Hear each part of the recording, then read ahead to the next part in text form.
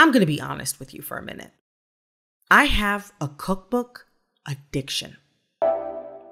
It doesn't matter if they're on the bestsellers list or in the discount bin. It's gotten so bad that my fiance actually put me on a cookbook buying moratorium. Cookbooks are great. Nobody believes this more than I do. But I just have one bone to pick with them. They don't have enough photos. Sometimes they don't even have a photo of the finished product. Look, if I'm being really honest, I've learned the most about how to make food from watching cooking videos. Cookbooks will show the most beautiful finished dish, but the videos show the process. Like, how fast is a rolling boil? And when you're sauteing an onion, what does translucent actually look like? And how brown is browned meat? Anyway, I'm telling you all of this because if I'm trying out a new recipe, I'm going to the internet for help. Which really just means I'm looking on YouTube. Because let's be real, there is a ton of food content on YouTube. There's family-friendly recipes, cake and pastry delights, mukbang videos, and so much more. But even in that sea of content, it's still possible to carve out a niche that's all your own. That's exactly what today's guest did. I'm your host, Brittany Luce, and this is The Upload, the rise of the creator economy, a special podcast from YouTube in partnership with National Public Media. In this episode, we're going to chat with Emmy Cho, the woman behind the uber popular food channel, Emmy Made. Emmy is a creator with almost 3 million subscribers and fans from around the globe. For more than a decade, Emmy has been documenting all sorts of food experiments and curious taste tests. Her videos range from cooking a ribeye steak in a jar to making a cake that looks like a raindrop. You never know what to expect. Today, I'm going to be making an interesting version of grilled cheese with Mountain Dew. Oh my gosh, my ribeye steak cooked in a jar. It's like the original slow cooker. Using extra sharp cheese, I think, was a good call. Wow, that's pretty green. Emmy's channel began as a simple way for her to connect with others while she was living abroad. In the years since, she's moved back to the States and has grown her brand to such a degree that it's turned into a family business. Emmy's millions of followers have provided her with more than just the ability to support her family financially. They've granted her the freedom and flexibility to show up as the parent and partner she wants to be. Here's my conversation with Emmy Made. Hi, Emmy. It's so nice to meet you. Hi, Brittany. It's lovely to meet you as well. Well, I realize what I need to do is I need to make you big. There we go. So it doesn't just feel like I'm talking to myself. like an empty screen. I do that a lot, so I won't fault you for talking to yourself. Thanks. So to get started, tell us who you are and tell us about your channel and what you do. Okay, my name is Emmy, and I have a YouTube channel. It's called Emmy Made, which I started many years ago on a whim. And to be honest, I think it was kind of a lot of chutzpah because I didn't have any experience at all editing video, nothing.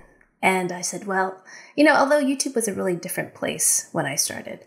So I was living abroad and I said, well, I'll just film my tasting and eating experiences while I'm living here. And then it's just continued for about 10 years now. And it's just been a wonderful, wonderful journey. Today, I think a lot of people, myself included, look up recipes on YouTube. I mean, there's so much content to choose from. But you started your channel back in 2010, way before any of that came to be. For those who aren't familiar with Emmy Made, could you break down the kind of food content that you create? Like, what makes your channel different from others? Sure. I'm really driven by my curiosity. I love learning about things in general. Besides food, I just am really thirsty for learning about things. And food just happens to be the lens I share on YouTube.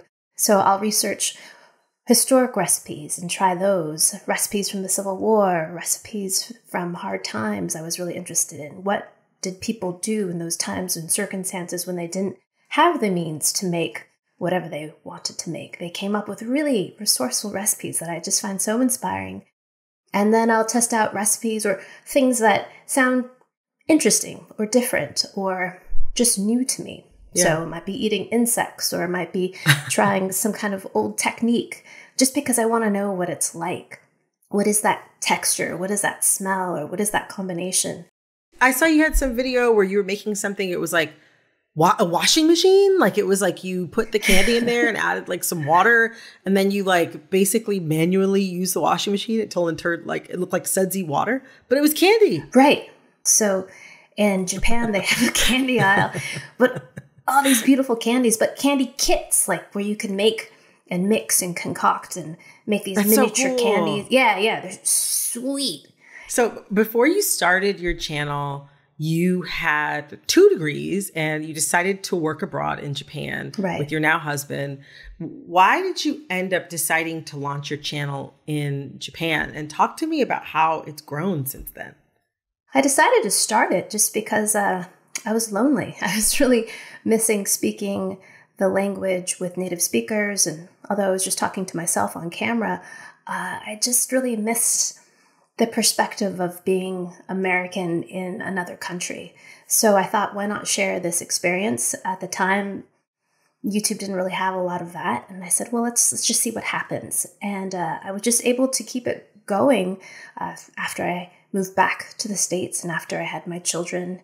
And I didn't have any intentions of doing that. It just really, I think Kismet really helped me out there, and I was able to just keep it going. And it has grown. Every year it's grown a little bit more, and it's just been such a wonderful gift. That's amazing. Where does your love of food come from? Because when you say like every video is about food, I mean, it's like dozens and dozens and dozens of videos like are about food. Mm-hmm. And you're trying food, you're testing recipes, you're cooking things, you're giving people tips about, you know, how to improve their recipes. Like you are obsessed with food. Where did that love of food come from? I think it's really in my DNA. My mother always got my brother and I in the kitchen from a very young age. We were right up there helping her peel carrots and potatoes, and she was giving us jobs. We would spend our Saturday mornings watching PBS and watching greats like Jacques Pepin and Julia. And this was before Food Network and all that. We could only watch it on Saturdays. We could only marathon, our cooking on Saturdays. So that's really where I learned a lot of techniques. I don't have any background in cooking per se. It's so interesting because your channel is obviously very creative. Like you're following your curiosity and trying different types of foods and recipes. I also love how you try to figure out what the result of a certain cooking technique will be. Like it's almost like watching a scientific experiment.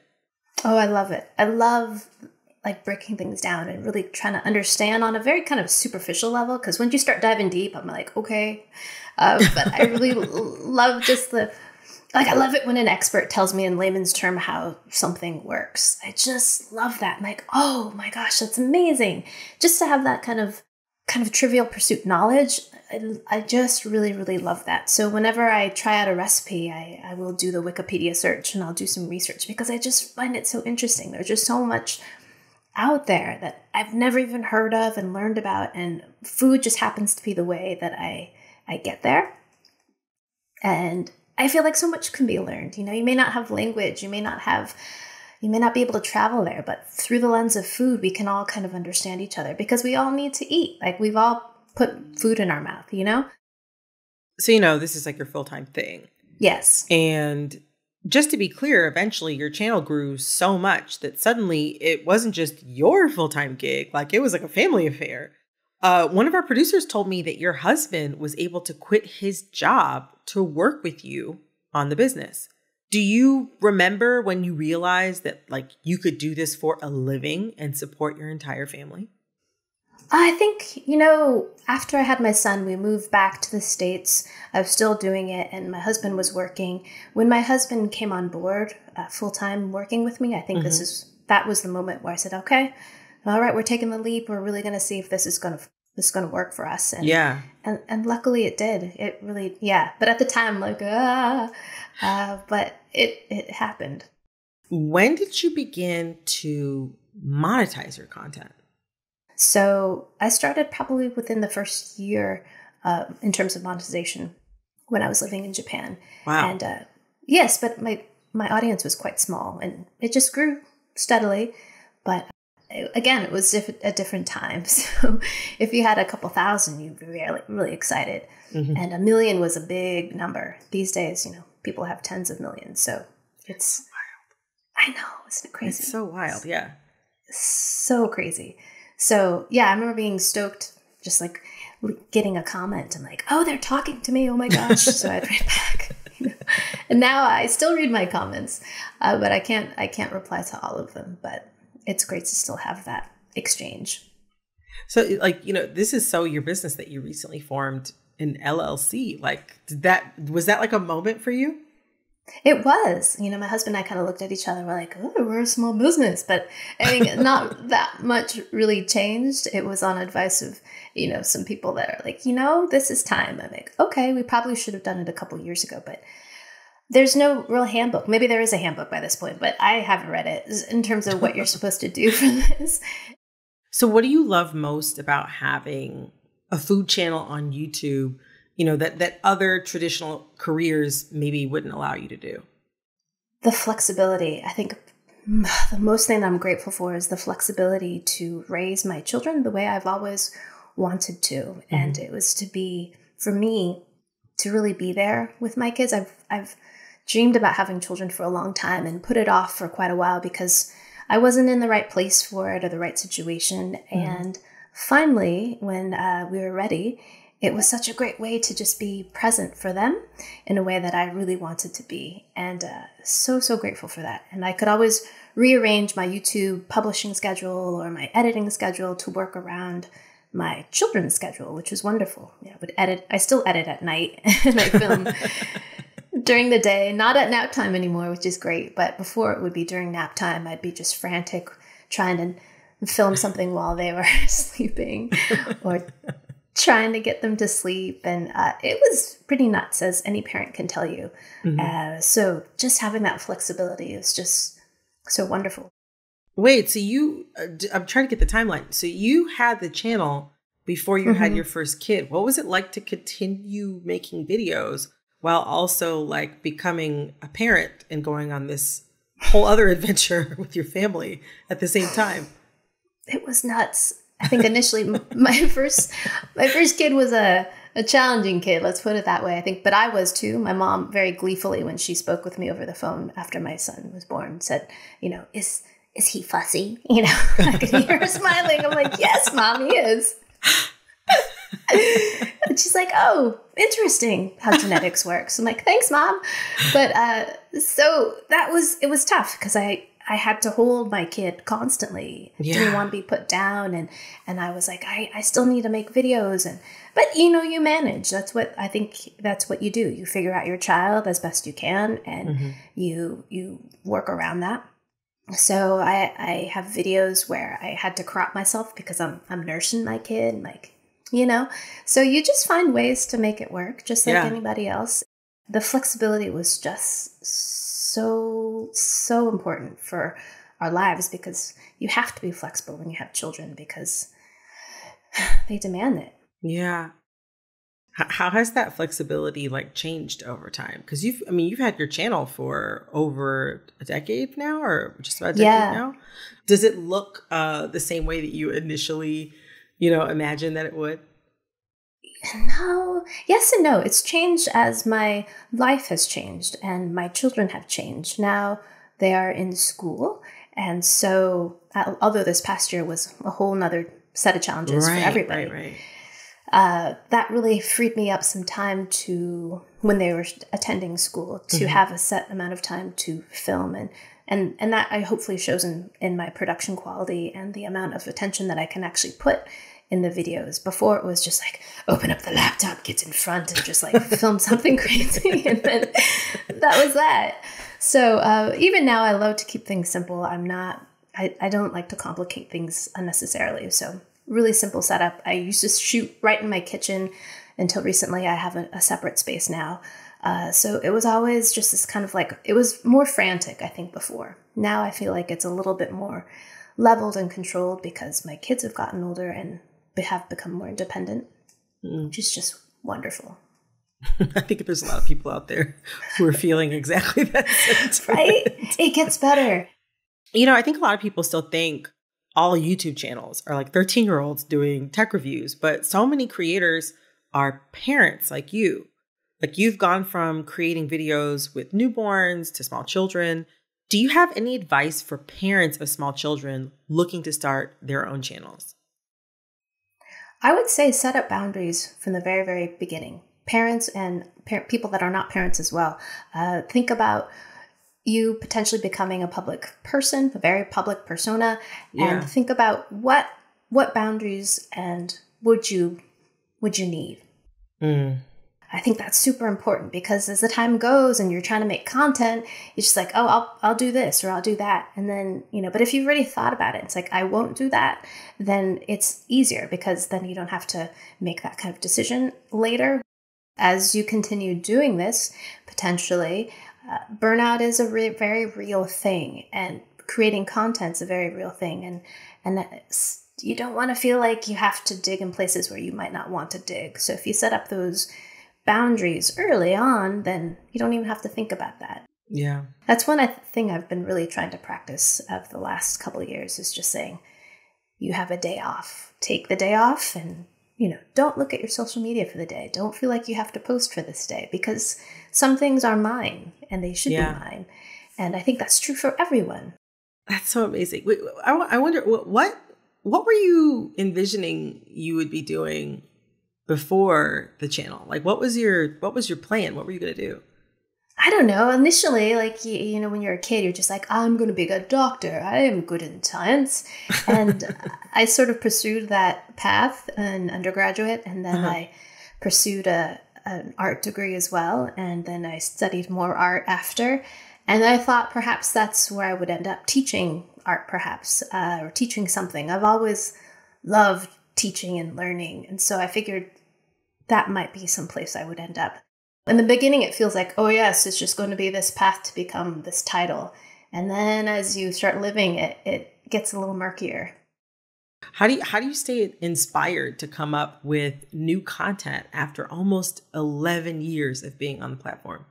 That's a great question. I have an amazing audience that always is letting me know that they've seen something that they think that I might be interested in. So it's wonderful. That's another wonderful thing about social media is that I get to hear from so many people. So like, Emmy, have you seen this? And then another person's like, yo, Emmy. I'm like, okay. I got to try this because y'all want to see this too.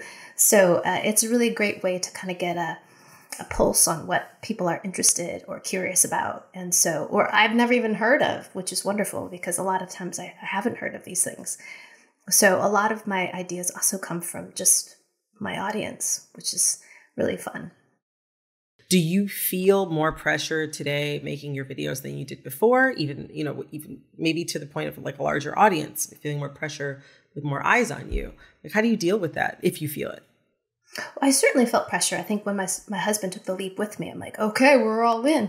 I felt pressure to keep the thing alive, Yeah. But I think at the end, I really trust myself. I trust myself and what it is that I do and who I am. And I think that's a big part of it. I started this pretty later in life as opposed to a lot of other content creators. And so I did live some life. So I feel like I had a decent understanding of who I am and was and what I wanted to put out there. So with that trust, it's really been good for me to kind of stay on the path of being true to, I guess what you call now, they would call it your brand, and think about who you are and what works for you, what you want to put out there, because you are the expert ultimately of yourself. People will tell you this is your best practices, this is what you should do, this is how you should make it. But that's very generalized, So think about what scheduling works for you, what content works for you, or what stuff. I hate that content word gets overused, I feel. What subject, what tickles you, and will it sustain you?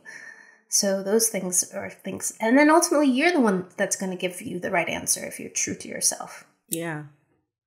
What motivates you? What I want to know, like, what motivates you to keep making these videos?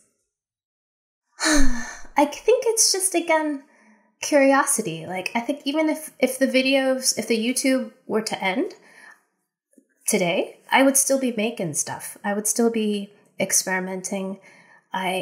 I love to think about this kind of thought experiment. When I see someone, I feel like, oh my gosh, that's some big wig or whatever. I always love to think of them as like an 8-year-old child, because I feel like that's who we are. Like, fundamentally, through the rest of our lives, whatever you're doing at 8 years old is a huge part of just who you are. And I was, mixing powder and all kinds of, like, concocting all kinds of things in my kitchen and making messes and just to see what would happen.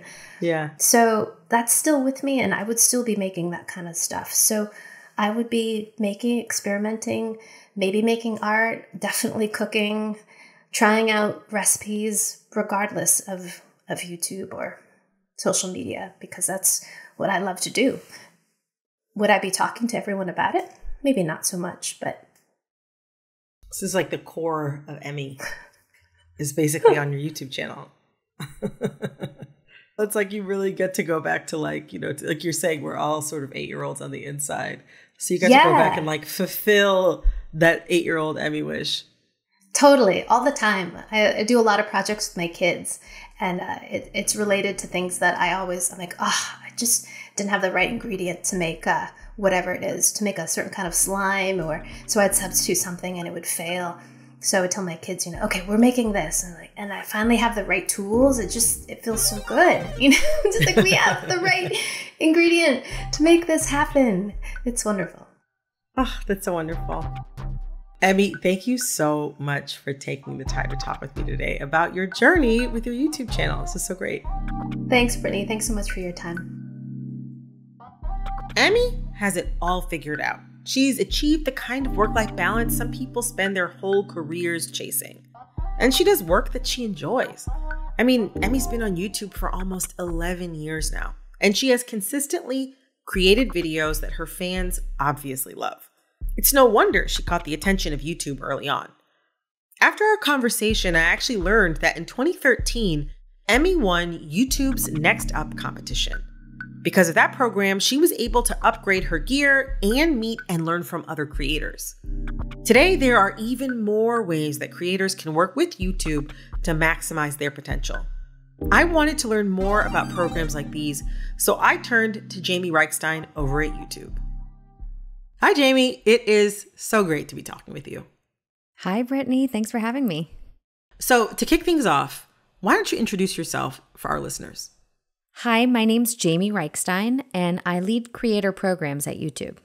I do everything from figuring out products that our creators should know about to developing programs and investments around our key communities. That's interesting. What kinds of programs?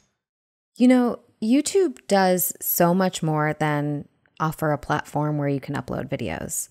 We offer virtual education sessions. We offer the Creator Hub, where you can do on-demand learning and testing and evolve as you learn more over time.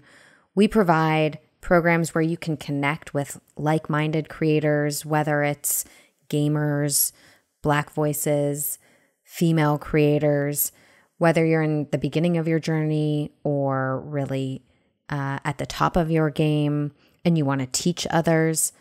Okay, so you guys have been covering a lot of ground with these programs. Can you talk to me about some of the things that you've been working on lately? So YouTube has a really wide range of programs and initiatives that are aimed at helping creators build thriving channels. And two of the newest are YouTube Black Voices Fund and Shorts Fund. So shorts are just what they sound like. They're short, catchy videos. They're created using your mobile phone. And recently, we announced $100 million Shorts Fund that will be distributed to Shorts creators over the next year. And every month, thousands of Shorts creators with the most views and engagement will be eligible to receive revenue from this fund. The other fund I wanted to mention was the YouTube Black Voices Fund. And this was created in 2020 as a way to lift up, center, and celebrate the diverse range of Black voices on our platform. The goal of all of these programs, one of which is Black Voices Fund, is to promote more and diverse, authentic, varied perspectives and really celebrate the voices that are unique and on our platform today.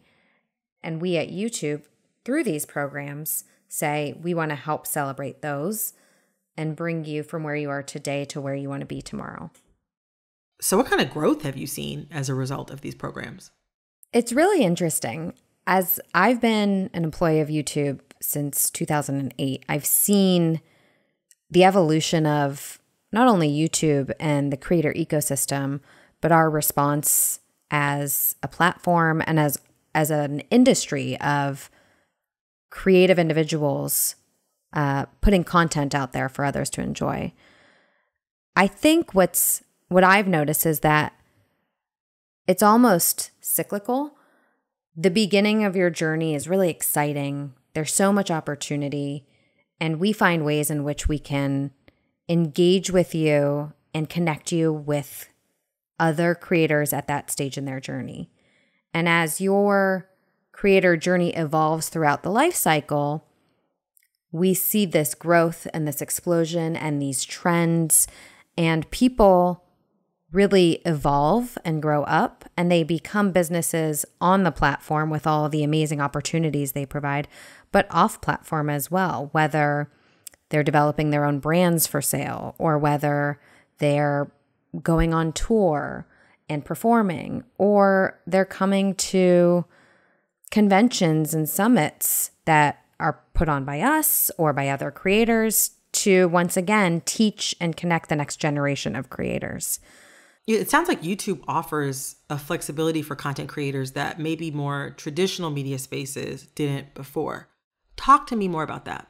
So, not to age myself, but when I was growing up, if you wanted to get into an industry, a creative industry, or work in production or produce content, there was a very systematic way in which you would do that. And it still exists, where you pitch a concept, you write a concept, it's reviewed by executives, and it's approved or not. And it wasn't really until YouTube came along that creators were able to leverage their voice more often, more easily, and get an audience. And then from there, YouTube became a platform that enabled these creators to share their voice, but also a partner that said, hey, there's more opportunity for you to continue and evolve this as a business. And we want to think of ways in which we can help you do that. Jamie, it has been so great to learn from you today. Thank you so much for chatting with me. Thank you for having me, Brittany.